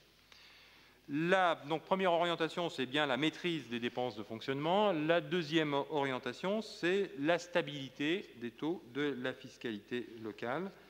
Vous savez que la fiscalité locale, elle est le fruit de la multiplication d'une base par un taux voté par la municipalité. La base, elle est estimée par les services fiscaux et elle est automatiquement revalorisée. Donc, en règle générale, elle est revalorisée en fonction des indices de l'inflation. C'est le projet de loi de finances dont je parlais tout à l'heure qui sera adopté donc, à la fin du mois de décembre, qui va fixer ce taux de revalorisation. Il va se situer pour l'année 2014 autour de 1%. Donc, remarque, et elle a son importance, donc, en ce qui concerne les taux, donc, ces taux seront reconduits donc, en 2014 sur la même base de ce qu'ils étaient en 2003. De 2003 à 2014, les taux, je dis bien les taux, votés donc, par le conseil municipal sont restés identiques, même s'il y a eu techniquement des évolutions, puisqu'on a eu la fusion entre Cherbourg-Octeville, et la fusion à Cherbourg-Octeville sur 12 ans a conduit à une harmonisation de l'ancien taux de Cherbourg et de l'ancien taux d'Octeville, ce qui fait que les Cherbourgeois ont plutôt vu leur taux diminuer et les Octevillais augmenter, pour converger vers un taux unique qui est maintenant stabilisé depuis 2 ans ou 3 ans. 2 ans. 2 ans. Dernier point et on en a déjà eu, comment dirais-je, un avant-goût avec la délibération qu'a présentée Michel Louiset sur les tarifs portuaires. Donc c'est une augmentation de nos tarifs municipaux, comme nous le faisons chaque année, de 2%. Je vous propose maintenant de passer en revue donc, nos investissements 2014. Les investissements de 2014 vont être conséquents. Alors, ils vont être conséquents, et je vais vous expliquer pourquoi, parce qu'il y a un certain nombre d'opérations qui sont engagées et qui vont se terminer en 2014. Ça sera notamment le centre culturel, pour lequel nous projetons une dépense d'investissement de 5 760 000. Ça va être également le café du théâtre, pour un peu plus de 2 millions. Ça va être la salle de gymnastique Allée pour 1 700 000. Et puis également, donc, ça va être les opérations de renouvellement urbain pour 978 000 euros. Enfin, en ce qui concerne l'attractivité du centre-ville et la passerelle en question, nous projetons pour l'instant de mettre 907 000 euros, 923 plus exactement. Toujours des interventions sur le patrimoine, et là on s'aperçoit que les investissements se traduisent par une diminution des charges de fonctionnement, puisque ces investissements portent essentiellement sur l'amélioration de la performance énergétique de nos bâtiments, pour lequel nous prévoyons 700 000 euros d'investissement. Nous avons constaté aussi un certain nombre de désordres dans notre patrimoine sportif, donc nous allons y remédier à travers le gymnase et le stade Tesson, pour 385 000 euros. Et puis nous continuons, comme chaque année, les travaux dans les écoles pour 220 000 euros. Et enfin, donc, les opérations d'accessibilité handicapée. On est bien dans la projection de la déclinaison de la loi 2015, où il faudra mettre en accessibilité handicapée nos bâtiments publics. Ce qui fait quand même un sous-total de 12 823 923 euros, auquel vient s'ajouter ce qu'on appelle les investissements incompressibles, c'est-à-dire ces opérations ordinaires de renouvellement du matériel pour les services municipaux et pour les travaux qui sont effectués en régie, à hauteur de 3 592 849 euros, ce qui fait un total de dépenses d'équipement, d'investissement de 16 416 772 000 euros. Alors, vous allez vous poser la question légitimement, mais comment va-t-on financer tout cela? Eh bien, on va financer tout cela de plusieurs façons. La première, c'est le fonds de compensation de la TVA qui nous est reversé à l'année N-2 quand nous faisons N+2 quand nous faisons un investissement. C'est-à-dire quand nous faisons un investissement, nous payons TTC et l'État, au bout de 2 ans, nous rembourse, alors pas la totalité, sur les 18... 15 ouais, enfin, j'en étais à 16, moi, mais 16,0 ou 16,4, etc. Donc, ceci va alimenter à nouveau les investissements des années suivantes. Donc, nous avons un fonds de compensation de TVA qui est estimé à 1 462 527 euros. Nous avons pour l'instant des subventions d'investissement qui nous ont été notifiées, et ça c'est important, le terme notifié, très faible dans l'immédiat, 126 625. Et puis ensuite, bien évidemment, c'est le recours à l'emprunt. Alors vous allez constater, vous dire, c'est pas possible, la ville de Cherbourg-Octeville a un encours de dette de 17 millions d'euros, et en 2014, vous allez emprunter 13,5 millions pratiquement. Alors oui, mais pourquoi? Oui, mais pourquoi? Parce que c'est un chiffre comptable, et nous ne pouvons bien évidemment inscrire en recette que ce qui est effectif. Alors on en a repris l'exemple de l'année, enfin oui, on peut continuer, il y a en plus les travaux pour compte de tiers, donc ça ce sont des opérations donc, et des mouvements d'ordre, et des recettes qui sont liées donc, aux amortissements et aux excédents de fonctionnement. Vous savez que les collectivités locales sont contraintes d'amortir, c'est une très bonne chose, puisque les amortissements sont faits en comptabilité privée notamment, pour renouveler le matériel. Et là, depuis que nous amortissons, donc, nous réaffectons à la section d'investissement les dotations aux amortissements qui viennent gréver d'une certaine façon le budget de fonctionnement, mais c'est fait pour ça. Auxquels viennent s'ajouter donc nos excédents de fonctionnement. Donc nous avons bien évidemment des recettes d'ordre. Donc de tout cela, il nous faudra quand même emprunter, on l'a dit, pour équilibrer notre budget d'investissement. Alors à titre d'exemple, ça qui est intéressant, au titre de l'année 2012, nous avions au budget primitif, nous avions inscrit un peu plus de 8 millions d'euros d'emprunt, mais en réalité, on n'en a mobilisé que 1,6. Alors pourquoi on n'en a mobilisé que 1,6 ? Tout simplement parce que les subventions d'investissement, elles sont généralement notifiées en cours d'année. Lydia nous le disait, mais sur le théâtre, par exemple, nous avons 70% de subventions extérieures. Donc c'est quand même extrêmement conséquent, mais ces subventions, elles sont notifiées au fur et à mesure de l'avancement des travaux, etc. Donc on ne peut pas, bien évidemment, toutes les mentionner. D'autre part, donc, on constate aussi qu'on a toujours une gestion très prudentielle, c'est-à-dire que l'autofinancement est toujours en réalité supérieur, tel qu'on le constate, au compte administratif, car les recettes sont toujours inscrites avec prudence. On a toujours tendance un peu à minorer nos recettes parce qu'on ne veut pas avoir de mauvaises surprises. Donc on se rend compte, quand on vote le compte administratif donc au mois de juin, qu'en réalité, on a un autofinancement qui est supérieur à ce que nous avions prévu. Et puis d'autre part, certaines recettes exceptionnelles sont encaissées alors qu'il n'était pas possible, parce que ce sont des recettes exceptionnelles, ça peut être les ventes des produits du domaine, notamment de les prévoir au budget prévisionnel. D'autre part, en plus, on a eu une bonne surprise en 2012, on a eu des recettes de fonctionnement qui ont été non prévues, donc on a eu je ne sais pas si c'est un contentieux, c'est le terme un peu fort, mais on a eu une discussion, c'est que la fiscalité locale est extrêmement complexe.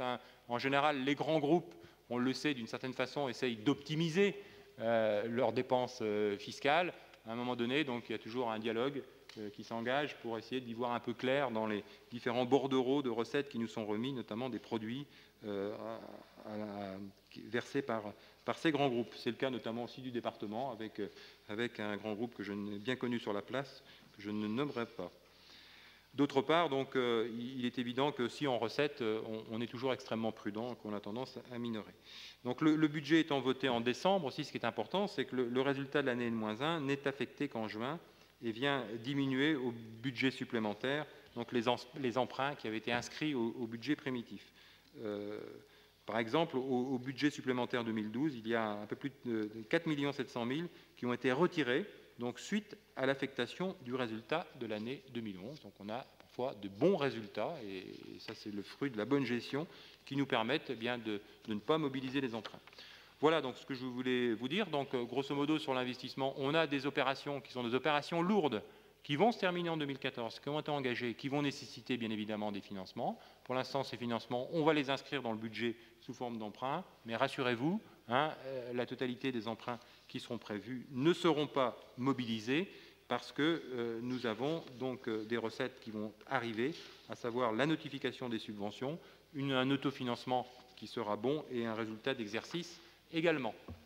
Voilà ce que je voulais dire en orientation budgétaire, et je vous laisse les uns et les autres la possibilité de pouvoir en débattre. Qui demande la parole?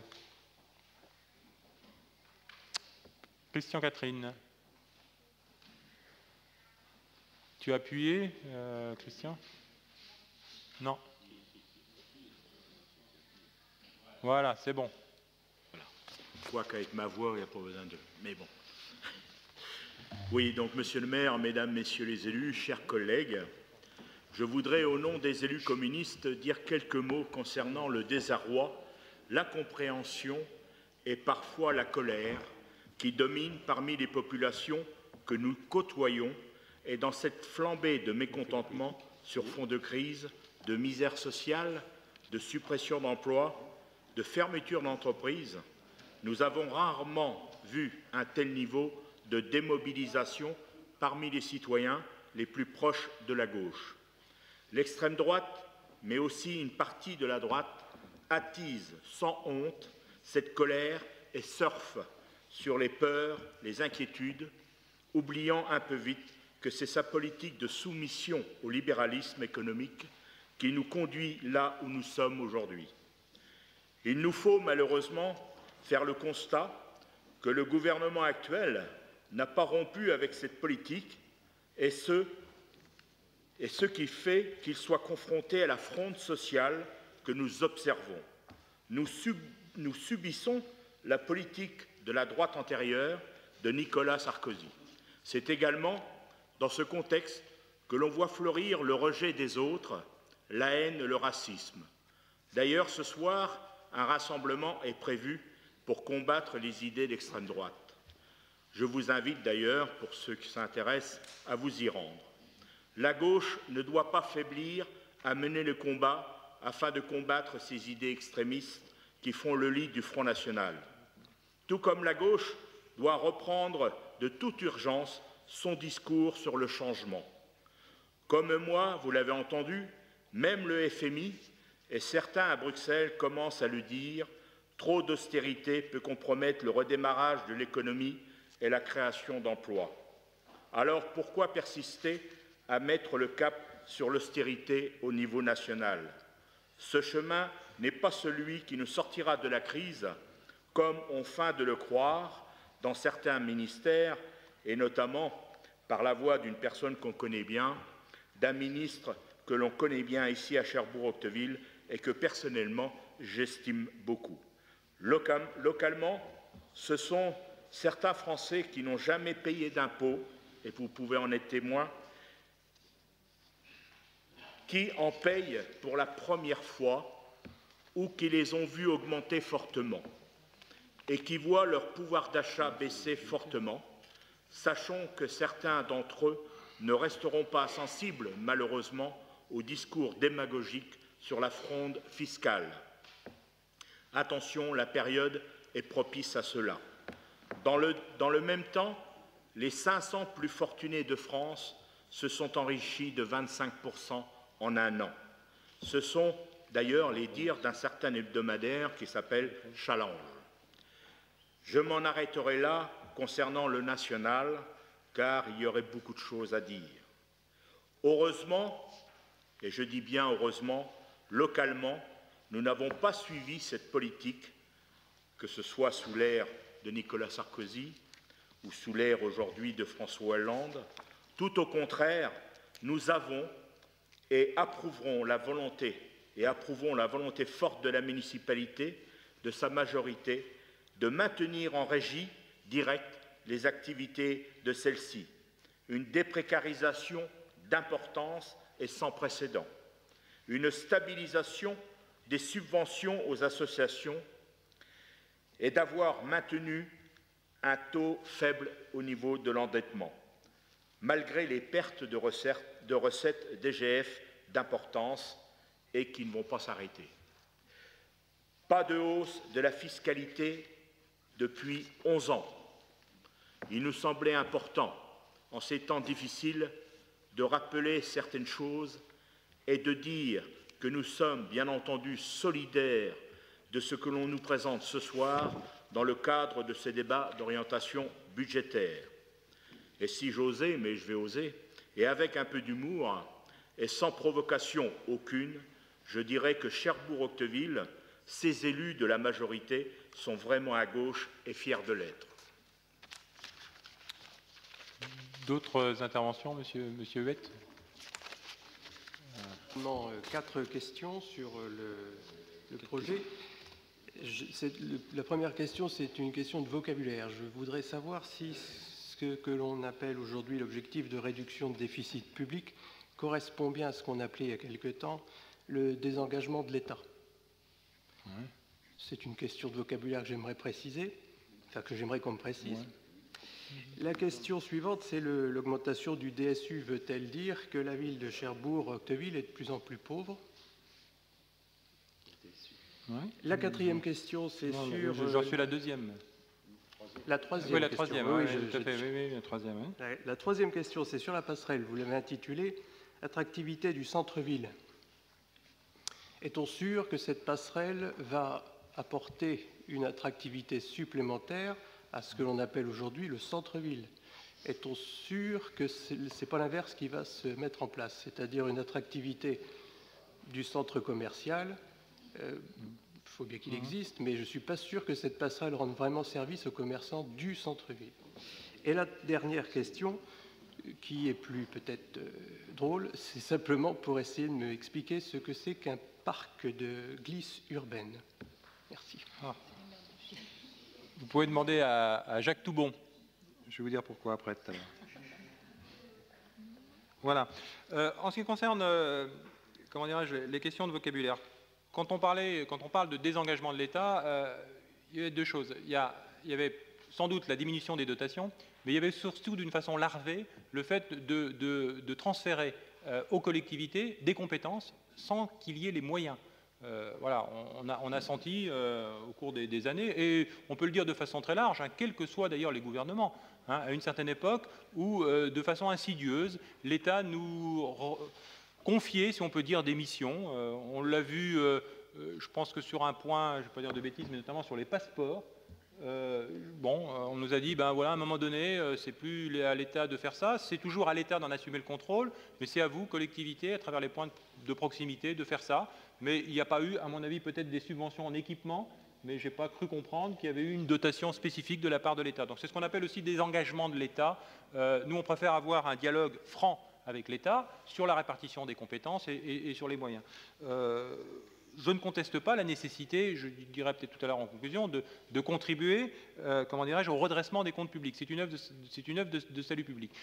Nous, en ce qui concerne Cherbourg-Octeville, notre volonté, c'est aussi de développer le territoire. C'est développer le territoire et d'investir sur à la fois l'attractivité, on en reparlera tout à l'heure, de notre ville, pour y attirer des investisseurs, et puis pour s'engager avec d'autres collectivités dans le développement de pistes économiques qui vont générer de la valeur ajoutée, qui généreront à terme des contributions. Et c'est vrai que pour l'instant, personne n'a fait des estimations de ce que pourront apporter, parce qu'il faut être très prudent, les énergies marines renouvelables, mais quand on voit que les investissements se feront à la fois sur la ville de Cherbourg et sur Tour-la-Ville, sur la ville de Cherbourg-Octeville et sur Tour-la-Ville, avec des permis de construire qui vont être déposés dans les mois prochains pour des réalisations, donc des investissements immobiliers qui vont être conséquents sur le plan industriel et qui vont générer de la recette. Et ça, c'est notre rôle de collectivité locale, d'être dans des actions de développement par rapport à des pistes économiques. Quand nous allons investir sur le port de Plaisance, nous investissons aussi dans les activités économiques.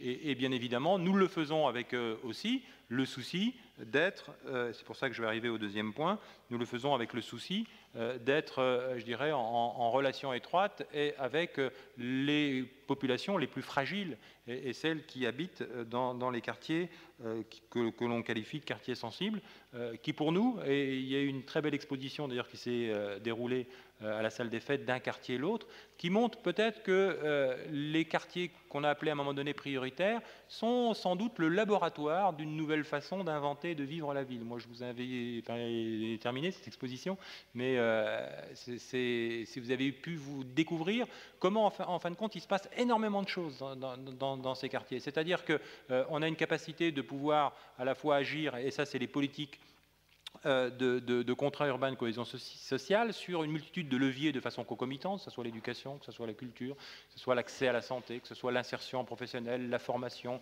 la relation entre les habitants, leur implication. Et je sais que Véronique Pinabel, qui travaille à travers une association qui s'appelle l'îlot des échanges, pourrait nous en dire beaucoup sur cette sphère. Mais on est en train d'inventer une nouvelle politique, qui est une politique globale en direction des habitants, et je pense qu'on a intérêt à s'enrichir de la politique de la ville. Alors sur le DSU, est-ce que ça veut dire qu'on soit en voie de paupérisation? Non. Elle est distribuée plus justement, c'est-à-dire que les critères ont évolué. Il faudrait qu'on ait d'ailleurs la batterie des nouveaux critères pour vous la communiquer, mais on en est plus bénéficiaire parce que les critères ont évolué. Alors, sur la question de la passerelle, non, c'est tout le contraire. C'est-à-dire qu'on a toujours dit, le centre commercial des ELI, c'est une locomotive. Et dans une locomotive, derrière une locomotive, il y a des wagons. Et les wagons, c'est la galerie marchande ouverte du centre-ville qui a un haut niveau de qualité, un haut niveau d'attractivité. Et bien, entre la locomotive et les wagons, il faut qu'il y ait un crochet. Et le crochet, ça sera la passerelle. C'est ce qui va permettre d'arrimer le centre commercial des Éléis avec son parking au centre-ville. L'objectif avec le centre commercial des Éléis, c'est de faire revenir en centre-ville une population qui ne venait plus.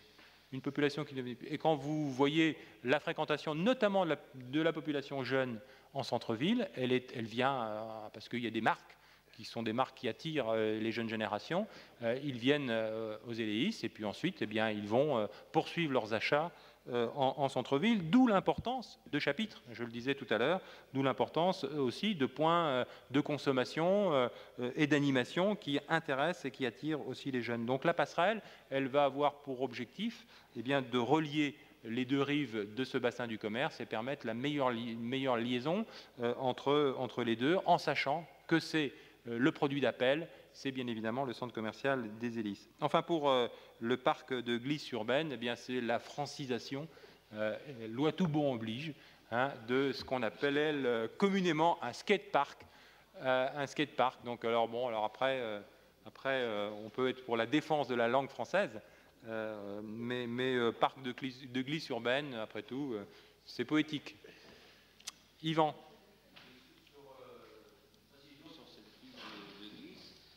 L'Assemblée générale des conseils de quartier faisait état du manque d'investissement des jeunes dans les projets municipaux. Et justement, ce projet-là a été discuté avec les jeunes, établi avec eux. Et là où Renaudie avait par exemple prévu des choses en granit, les jeunes ont dit non, surtout pas, on veut du béton. Donc pour glisser comme il faut. Donc voilà, en travaillant comme ça, on peut aussi faire des économies et aller dans le bon sens. Et associer les jeunes. C'est plus cher. Bon. Sans faire un débat sur les parcs de glisse urbaine, je laisse la parole à Jean Lagarde. Oui, pour avoir une appréciation attention glissade. Du mouvement des citoyens sur le budget de la ville et puis sur ce qui nous est proposé comme orientation pour 2014.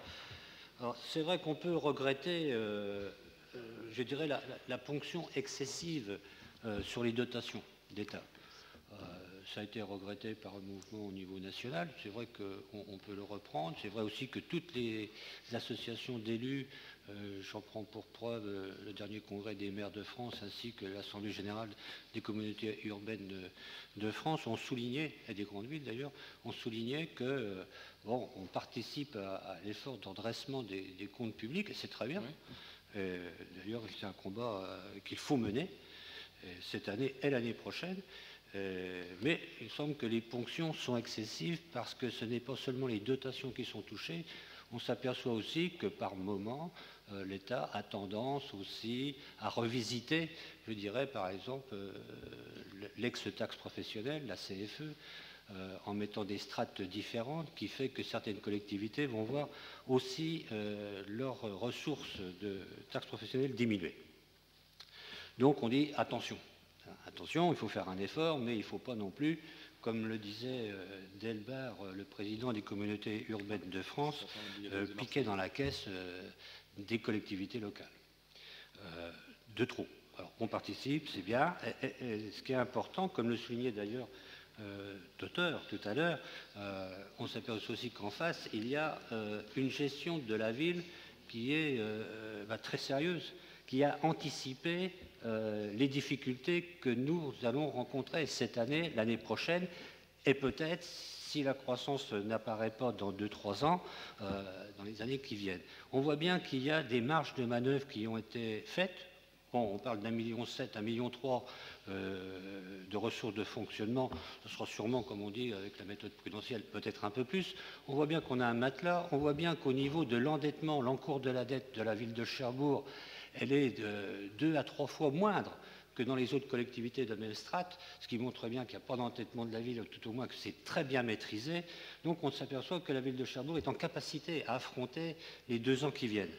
Et les orientations qui sont données en plus au niveau des investissements de l'ordre de 12 millions d'euros, voire plus, c'est quand même quelque chose d'important si on y ajoute tous les investissements qui vont être faits par la communauté urbaine aussi pour redynamiser le centre-ville. Et il y a encore d'autres projets à venir. Donc je pense qu'on peut voir l'avenir avec optimisme. Il ne faut pas être morose. C'est des luttes qu'il faut mener dans le sérieux qui caractérise la ville de Cherbourg. Et je suis en plein accord avec les orientations qui sont proposées pour 2014. Voilà ce que je tenais à dire ce soir. Madame Chambin. Oui, en parlant du redynamisme de la ville, je ne sais pas si vous êtes au courant, mais moi je fais les magasins, il y a quand même 10 magasins, 10 petites PME qui vont fermer entre décembre et janvier. On met cessation d'activité sur leur vitrine, mais c'est des gens qui partent parce qu'ils n'ont pas du tout trouvé quelqu'un pour les remplacer. Alors si vous appelez ça un dynamisme de ville, 10 magasins qui ferment, Bambou qui est dans la galerie, part sur Auchan début 2014. Alors, là, il construit. Attention aux informations que vous donnez, parce que moi, je ne souhaite pas que la presse, vous m'excuserez, reprenne des informations qui ne sont pas validées. Donc, parler du dynamisme quand il y a 10 boutiques qui ferment dans le centre-ville, on n'est pas Paris. Bon, je veux dire, moi je suis conscient qu'il peut y avoir des difficultés, mais d'abord, il faut, de façon objective, essayer d'analyser les difficultés. Moi j'ai entendu dire aussi que c'est vrai qu'il y avait parfois des difficultés de reprise d'activité, parce qu'il y a un certain nombre de baux, de loyers, qui sont à l'heure actuelle peut-être un peu trop élevés sur Cherbourg. Donc voilà, et ça, c'est pas la ville, ça ne dépend pas de la ville. On a un dialogue constructif. On a mis en place un outil qui s'appelle l'Office du commerce et de l'artisanat, qui fonctionne très très bien, qui nous permet d'avoir un dialogue avec la Chambre de commerce et avec l'ensemble des unions commerciales, mais aussi, bien évidemment, la Chambre des métiers. Et à ce titre, on progresse. On progresse. Nous, en ce qui concerne le commerce, d'une certaine façon, on a également essayé d'analyser par rapport aux commerces qui sont actuellement vacants, la façon soit de les reconvertir à partir du moment où il n'y a plus de commercialité, ou la façon de pouvoir les réaffecter à un usage commercial. Mais c'est très complexe parce que ça demande notamment un dialogue avec les propriétaires, bailleurs en règle générale, et c'est un sujet donc sur lequel il faut être très prudent. Tant qu'aux annonces, vous savez, dans les stratégies commerciales, il y a parfois la stratégie de la rumeur. D'ailleurs, il n'y a pas que dans le commerce, la stratégie de la rumeur. Mais la stratégie commerciale, elle consiste à faire courir des bruits pour essayer de déstabiliser l'adversaire. Donc moi, j'ai entendu beaucoup de noms d'enseignes qui se sont implantés aux Éléis et qui devaient partir dans la semaine suivante. Je constate que ces enseignes, elles sont là parce qu'elles croient en Cherbourg-Octeville, elles croient aux Éléis, même si à un moment donné, sur ce que vous citez, elle pouvait se sentir un peu seule dans son implantation et dans sa localisation, ce qui n'est plus le cas. Allez faire un tour et vous verrez le dynamisme qu'il y a depuis, on va parler clairement, depuis le retour de Jouet Club. Le retour de Jouet Club en cœur d'agglomération ici aux Éléis, C'est un signe positif. C'est un signe positif. Autant le départ avait été interprété, peut-être à juste titre, hein, comme un signe de désespérance, et bien au contraire, le retour montre que voilà, il y a des enseignes dynamiques qui croient au cœur d'agglomération que représentent les EDIS et qui, eux aussi, à l'intérieur de la locomotive, eh bien, sont d'une certaine façon les pistons qui poussent, hein, à ce qu'il y ait une dynamique collective. Voilà ce que je voulais dire. Jean Lagarde, pour conclure. Par rapport au dynamisme, quand j'entends le dynamisme, il n'y a pas que le dynamisme commercial, même si les magasins sont quand même des choses qui dynamisent la ville. Mais je voulais aussi parler surtout des entreprises et toute l'activité économique et tout l'investissement qui a été fait par les élus pour attirer sur notre territoire les EMR, hydroliennes, etc. C'est ça le dynamisme d'une collectivité. C'est pas seulement des magasins, des épiciers et des marchands de fringues, c'est aussi autre chose. C'est beaucoup plus puissant. Et je crois que c'est ce qui est aussi à souligner, c'est que dans cette collectivité, les élus sont pris en charge et créent les conditions pour que demain, justement, nous puissions affronter les difficultés qui sont devant nous. Je pense que c'est tout positif. Merci Jean. C'est vrai que... Mais ça, ce sont les lois de décentralisation, en règle générale, hein. On l'a vu, les élus, grâce aux lois de décentralisation, sont devenus à la fois des aménageurs et des développeurs. Voilà. Monsieur Huette. Oui, simplement pour, si j'ai bien compris, mon diagnostic sur la passerelle est totalement erroné. L'avenir nous le dira. La seule chose que je pourrais peut-être apporter comme complément sur ce projet-là, c'est n'oubliez pas de la couvrir, la passerelle.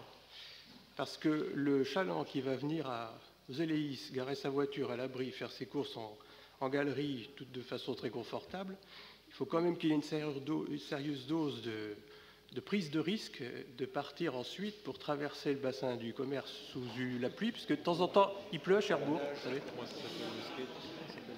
C'est pas une mauvaise idée. Voilà, en tout cas, l'avenir nous dira celui ou celle qui peuvent avoir raison sur ce projet-là, mais personnellement, l'orientation budgétaire ne nous convient pas. Et donc, rendez-vous au 20 décembre. Merci.